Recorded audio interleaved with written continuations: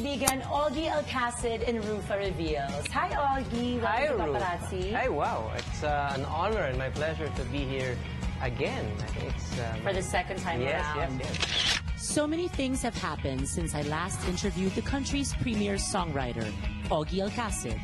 Now he is the proud father of baby Nathan.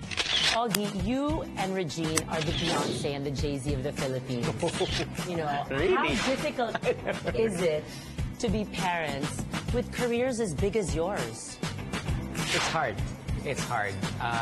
And I'm glad that I have a very supportive wife and who is enjoying being a mom right now. So, you know, medyo pinagbibigyan niya ako ngayon na mahirap din naman tumanggi sa trabaho, hindi ba? So I guess she understands her role better now that she's a mom and a wife. So at this point, it's obvious that she's taking a backseat for now. And when the time comes that she has to start working again, siyempre, support kami. So now, Regine's going to be taking a backseat and you're going to continue with your career. Wala, andyan yung offers but I think the good thing about my marriage with Regine is that we understand each other really well and we support each other in everything that we do. There is absolutely no insecurity towards each other. And I think dahil doon, and because we're always good couples who help us, you know, with our married life, malaking naitutulong sa amin. Ang kanilang samahan ay isa sa mga hinahangaan sa mundo ng showbiz. And now that baby Nathan has entered their lives, mas lalo pang naging inspired ang Alcacid household. We're pretty sure there's a lot of singing going on in the Alcacid household right now. Si Regine, lagi niya kinakanta yung pag-ibig, yung kanta ng Apo. Di ko malimutan kung kailan nasimulan, ikaw ay natutunang mahalin niya. Lagi niya kinakanta sa anak ko. What gave you the inspiration to write this song for Nathan? Actually, I started it when Regine got pregnant. I intentionally, ayokong tapusin siya. Gusto kong makita si Nate. Nate bang nickname niya? Yeah, Nate. Gusto ko talaga makita yung si Nate face-to-face bago ko tapusin. So, immediately after when he was born, I started finishing the song. A father for the third time. Ano nga bang pakiramdam ni Ogie na finally he has a son? It's special. When you're a parent, it's special. Especially when you're sharing it with someone like Regine, who is absolutely dedicated as a mom. I see her sometimes, kahit puyat yan, you know, kinakantahan niya yung bata.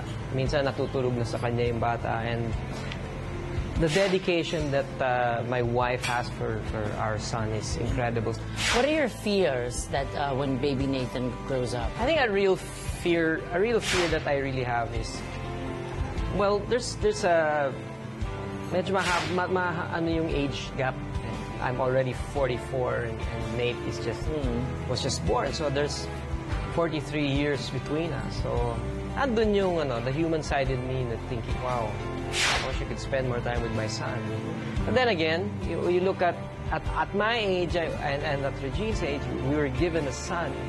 Well, I like to think of it that way, in a more positive way, that, you know, we were still able to have a child. You talked about the binyag in a recent interview. Paano mo pipiliin yung mga ninongs at ninangs ng anak niyo? We've already chosen them, and these are close friends of ours. Some of them naman are people who we've worked with and that we admire. Like, can you name a few? Well, Senator Bong Revilla is one of the ninongs, and Chris is someone that we've had a good relationship with ever since the campaign and all that. And si Ai, who is semi-related to me.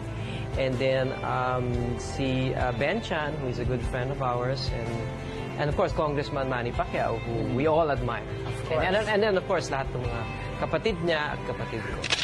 During the interview, we had a totally unexpected but pleasant surprise. So tawagin na natin si Miss Regine to invite everyone to your concert. Hey. Well, Ogie said you will be taking a backseat after the concert. So kailangan dito ibigay mo na lahat para sa mga fans, di ba? She has a special number with me. Oh, wow. So, but it's a surprise. Kaya naman, what better way to celebrate Valentine's Day than to listen to Mr. and Mrs. A? We would like to invite everybody to come join us On February 14 at the Araneta Coliseum, Mr. and Mrs. A. Yeah. Also, this is for the benefit of the cancer-stricken kids of PGH. Mr. and Mrs. A. Congratulations. We'll be supporting the both of you. And here's flowers for you, Reg. Thanks, Rufa. Okay, so mamaya meron tayong dalawang binyagan for Ogie and Regine's little baby Nate kasi magkaiba sila ng religion. Religion, oo. So, respetuhan yon. So, sino may ibang religion, kita? Kasi syempre, Christian yata sila Ogie, ano? Tapos Catholic naman, sina Regine. Okay. Ganon. Parang hindi naman nagiging conflict sa kanila yun. Hindi question ng religion pag nagmamahalan ng dalawang tao. Nakita naman natin sa interview, pagpasok pa lang ni Regine, holding hands. Sweet nila. And then si Ogie, ayaw niyang pumasok sa politika. He'd rather help daw. Na Saka hindi tumutulong siya naman pumapasok. siya kahit wala sa posisyon, di ba? Yes. Banggitin ko lang yung sinabi ni Ogie kanina na pagka daw nagkaedad na yung anak niya, he'll be ganito na, gano'n. Di ba hindi naman question yung taon kung gaano katanda o gaano kabata kapag kasama mo ang minamahal mo. Alam mo, umiiyak ako sa patalastas na yan. Ang isang inom yung favorite pampalala. kayo. Correcting si Lolo. Sobra. Pagka Quality hinawa ka ng time. daliri, ay wala na, nawawala na. Happiness. Napakaganda. Tama. Oo. Hindi sapat ang 100 taon kapag kasama mo ang mga taong nagpapasaya sa'yo. Napakaganda. Dapat ialala si Ogie. At dapat masaya lang daw sa buhay. Yan ang sinasabi. Yes. Oo. Yeah, so marami daw pwedeng ipakita sa mga fans na bago for their concert, yung Mr. and Mrs. A sa Araneta Coliseum. Okay. At si Regine ay abala sa kanyang pagpapapayat. Nag-yoga. Magugulat tayo sa concert. And she's breastfeeding now as well. It's a Thank good you way very to much. lose weight, di ba? Yes, thank you very much, Ogie and Regine, for that exclusive interview. And now we turn you over to Zoran for more showbiz news. Alright. At nag-birthday party naman si Direk Eric Quezon matapos ang last taping ng Glamorosa last Friday. Ano ba ang mahihiling pa ng magaling na director natin? Let's watch this.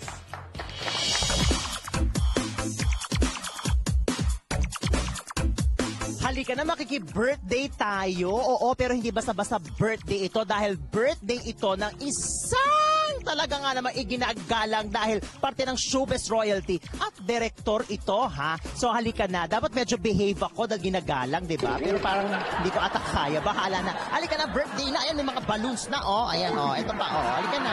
Birthday. Birthday.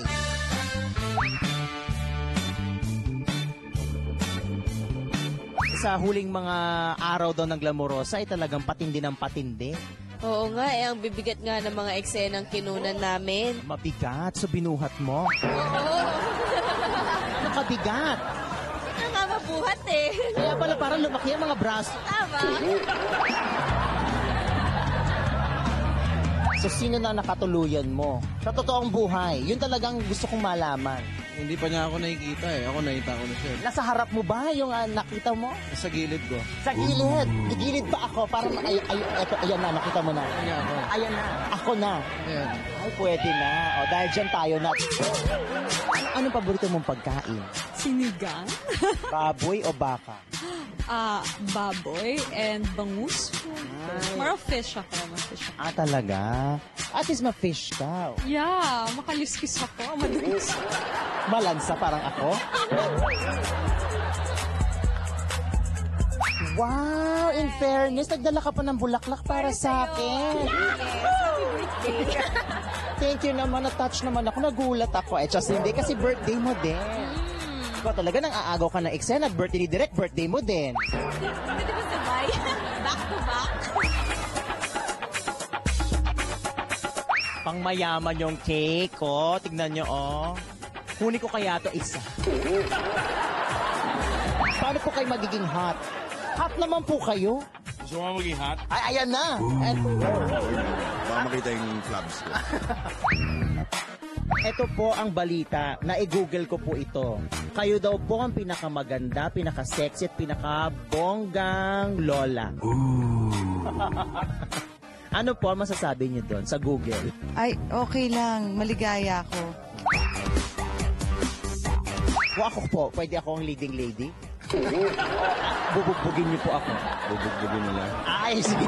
Bago po mag-start yung eksena, alis na po muna ako.